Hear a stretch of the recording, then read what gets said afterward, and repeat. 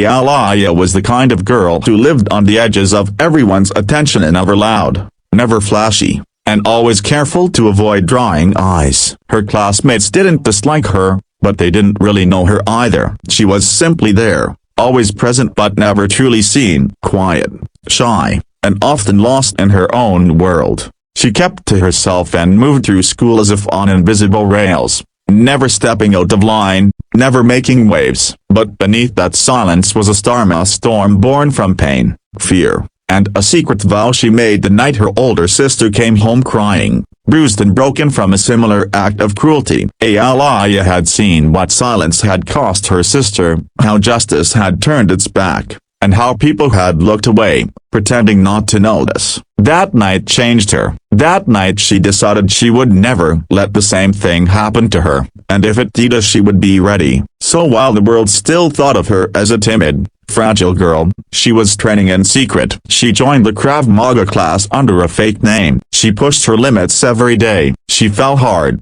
got back up harder. Every bruise became a badge. Every drop of sweat fueled her fire. Her trainer called her the silent Jericho on the outside, but lethal when provoked. Still, she kept it hidden. No one at school knew what she was becoming, until the day everything shattered. It happened on a Friday afternoon, when the last bell rang and most students rushed out into the sunlight, eager for the weekend. Alaya stayed behind in the library, as always, her books her only companions. When she finally packed up and walked down the hallway, she didn't realize three shadows were waiting: Jared, Leo, and Max, are the same boys who had made her life quietly miserable for months. They teased her, called her names, bumped into her by accident, and once poured water into her bag just for fun. But that day, they crossed the line. They blocked her path near the lockers where no teacher could see. Jared smirked, calling her ghost girl, and reached for her shoulder. Alaya tensed but said nothing. She never said anything. That's what they counted on. That's why they thought they could do what they did. Jared stepped closer,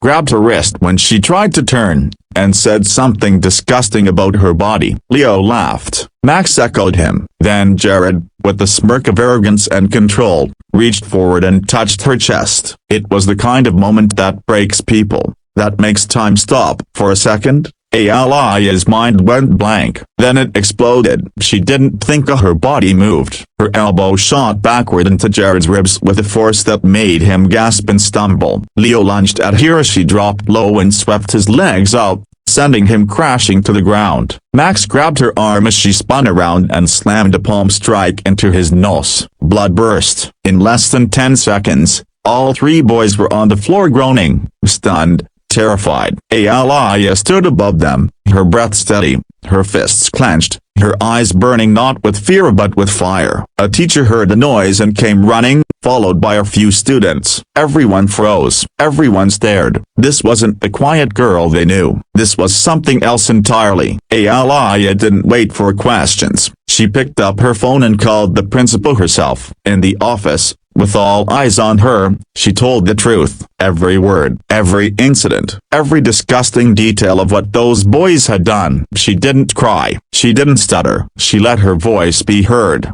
And this time, no one could ignore it. The aftermath wasn't easy. The boys' parents screamed about how their sons would never do such a thing. They tried to blame her, tried to flip the story, but the school launched an investigation, and cameras don't lie. Witnesses came forward. Others, emboldened by Alaya's courage, told their own stories of harassment and fear. What began as a single spark became a fire that burned through the walls of silence the school had unknowingly built around itself. Alaya was offered counseling, but she refused to be treated like a victim. She wasn't a victim. She was a fighter, a warrior. Slowly, people began to understand that. Girls who once stayed quiet started approaching her, thanking her. Some even joined her in the same self-defense classes. Alaya agreed to speak at an assembly not because she liked attention, but because someone had to say what others were too scared to. On stage, she looked out at hundreds of faces and said in a steady voice that being shy doesn't mean you're weak. It means you observe, you prepare, and when you strike,